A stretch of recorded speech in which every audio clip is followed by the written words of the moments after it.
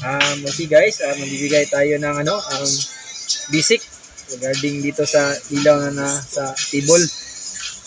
Eventually po, dalawa pong tawag nito. Ang tawag ko rito is round down light. Yung karamihan nito is tawag is pin light. Bibigyan lang tayo ng basic. Okay po. Pwede itong tawagin pin light at pwede itong tawagin round down light. Okay po. Bawat po is may mga sizes. Ito po 18 watts, 12 watts, 9 watts, 6 watts, and 3 watts.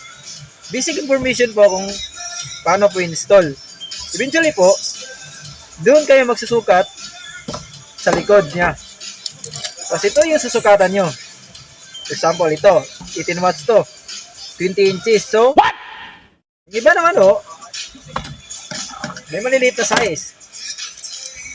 Ulitin ko po, dito po kayo magsumukat para magbutas. Ito, 6 inches.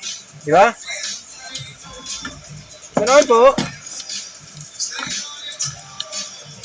5.5, 5.5 inches. Oh my God!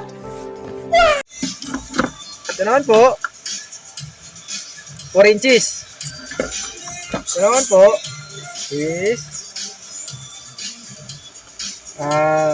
hanggang malapit na mag 3 inches or nasa 7 cm.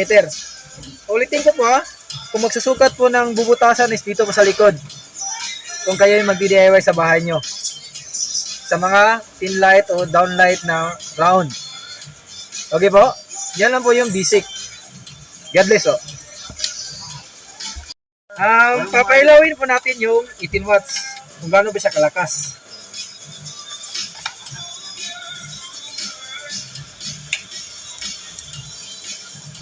Okay po, 18 watts to. Ito naman po is 12 watts.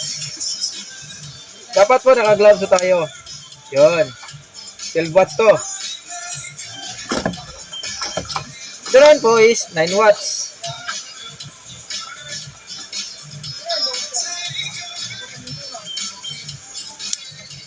Okay. Ito naman po is 6 watts.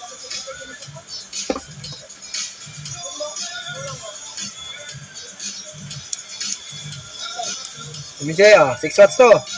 Ito naman po is 3 watts. 3 watts yan, sir? Yes, sir. Okay. Yun lang po. God bless.